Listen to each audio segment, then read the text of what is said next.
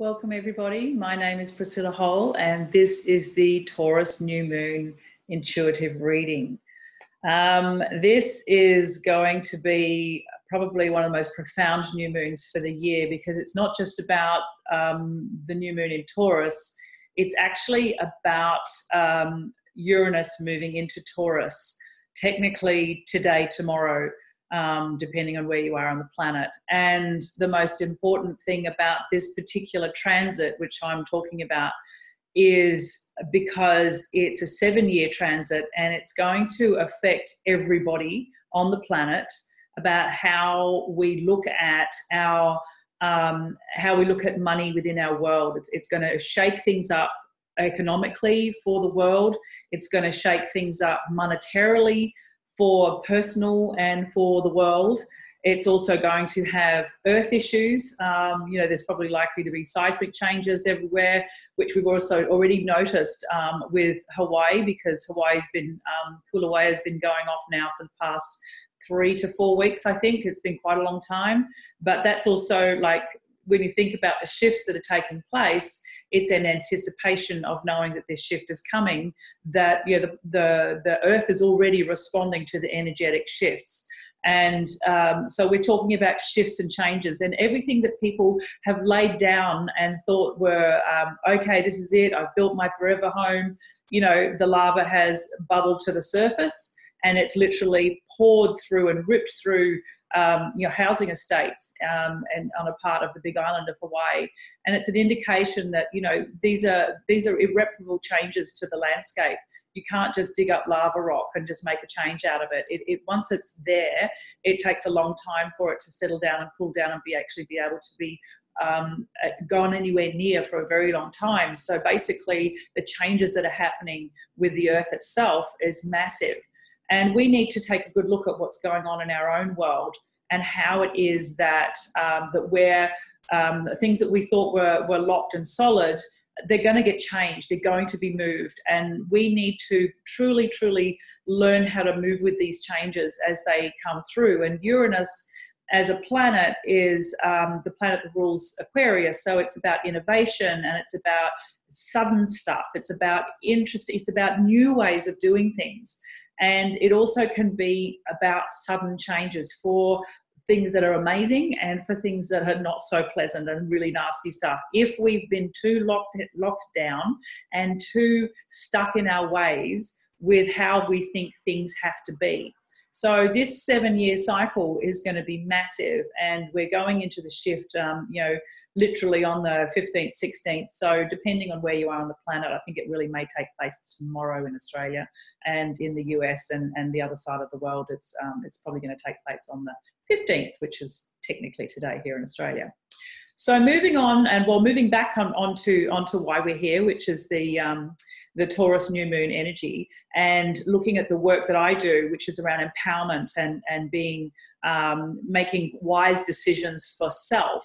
And looking at your divine responsibility of who you are on the planet and how you're functioning now. I'm going to draw a card for the collective, and then I have a request from Lenka in Ireland.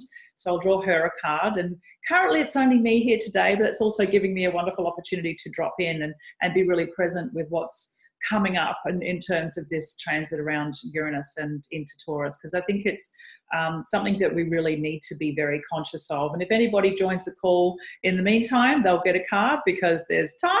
And if they don't, well then no, it won't happen. It'll just be the 3 cards, and I'll draw a card for myself as well, which will be a bit of fun. So that's the other thing actually that's coming up for me, which I'm going to share. Personally, I have started to see stories coming up within myself about, and particularly hit me very tangibly at the Scorpio full moon, where I realized there was this old story hanging around about waiting to be rescued. And it's a fairy tale story of Prince Charming coming along and suddenly lifting me up out of the situation I find myself in financially and emotionally and in my world, and looking to be provided for. And it's a story that runs in our cultures, saying someone's going to come along and save you. And the reality is I have to save myself. So I have to be my own Prince Charming in that context. So psychosomatically our hair holds our story. And so 2 weeks ago or 3 weeks ago, I chopped off my longer locks. And so I did a ritual burning at a sweat just last week about letting go of the fairy story. But what I've also noticed that has bubbled to the surface coming up in the last week or so towards this new moon is that I've had a story where I have, I have to gather my thoughts for a moment now. I have been running a story around, am I deserving of being paid in advance for the work I do? You know, do I deserve that? And there's a part of me, because our culture runs on a story of, when you have finished the job, I'll pay you. And so I'm realizing that there's this thing that needs to change, where I need to truly believe and know that I'm fully capable, and this is the world I want to live in, of being paid in advance for the work I offer. And so I realize now that there's more to come, the more story to come off around this particular new moon, because this is about my resources, this is about my financial stability, this is about how I stand strong in myself and know my worth. And that was actually something else that came up. I was reading recently about the Uranus into Taurus. It's going to bring up issues around what's my worthiness, and where am I stuck in my material world. And also looking, of course, as I mentioned, about, you know, the economic shifts and the monetary shifts. So that's also planetary, but personally. So, and I thought that was quite an interesting one, the correlation of my old issues around money and worthiness, and about resources for myself.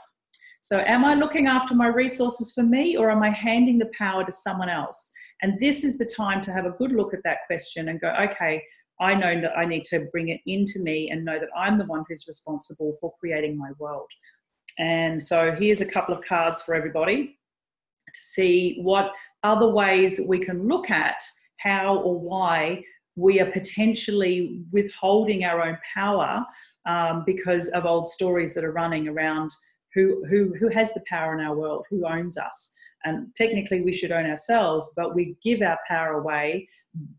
Culturally, we've been told to, and this is one of the aspects of the work that I offer. So the first card that I'm going to draw is for the collective, and here we go. This is it. Transformation. Okay. Yeah, what can I say? There's a fire burning all of us, and the one that jumps at me most there is the phoenix rising from the ashes.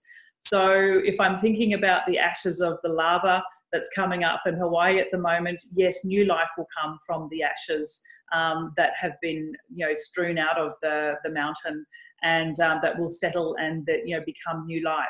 And we have all the tools that we need. If we have a good look at the card here, we've got breaking the rope, the old chains, we've got a snake, which is Kundalini life force, we've got the lotus, which is connection to divine, and we've got a sword, which like gives us the power, the internal fortitude and the power. I'm going to rest my elbow here because it's I'm a bit awkward. So yeah, so this card here is quite powerful, and of course we have the phoenix rising from the ashes. So, and then when we look at the Buddha figure who's contemplating the world, he's basically got his hand coming down and touching the lips of consciousness. Excuse me. So this is a beautiful card to know that for the collective, we have a lot going on, and transformation is definitely on its way, and we need to be aware of what it is that we may need to have a good look at transforming. We all deserve to know within ourselves what can't stay, what needs to move and shift. And if we're too hard on ourselves, or we're too scared of shifts, we hang on, then the shifts that come through will be more painful. So there is a lot of wisdom in learning to let go and trust that the changes that are coming are not going to be devastating. They will actually be incredibly beneficial. So trusting in that process is really, really important. So that's the first card. The next card is for Lenka. And okay, Lenka, this is a powerful card. This is about where is your structure so tight, and which we talked about before, that the transformation that's going to come through is actually going to is going to be painful if you're not careful. So have a good look at where the morality part of your world is stuck and caught in old story. If you have a look at the face of the Queen of Clouds here, what you can see with her mouth and her lips is the pulling down of the energy and the tightness in her lips, and that shows a lot of sadness and anger and control. And what happens when we withhold ourselves over years and years and years is our body will shift into this wizened, tight,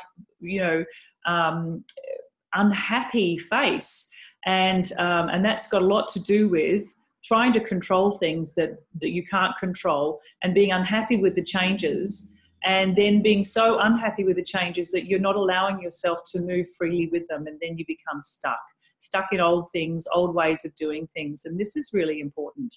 I think it's a wise one to have a good look at. Where is your old story from past lives? We could be talking parental story, we could be talking past life stories.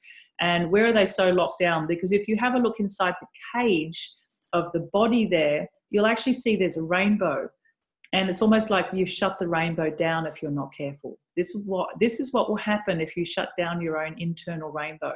You'll close it out and you won't let the world in. And well, you won't let your own light shine. And that's what will happen if you're too caught up in the morality of right and wrong and immovable objects. Something to be aware of, Lenka. So that's a powerful card. I think sure that the collective will tweak to that one on some level. And I'm going to draw a card for myself because, hey, why not? Now that I've leant forward and, alrighty. I love this one. Okay, here's the Rebel again. What can I say? So this is about my inner rebel. I can see here that my inner rebel, or me being rebellious, it's time. It's time for me to, break the chains and to know that I have the power to make the changes that I need to make. And if I'm conscious, of course, of the energy shifting around this new moon into Taurus and the transformation card that came up earlier for the collective, then I have the power to move mountains, so to speak. And when I think about that, they start within. The mountains that have locked me down, the mountains that have had me feeling like I'm stuck in old story, they can move and change. And so long as I allow my rebel to come forward, and then the transformation can take place.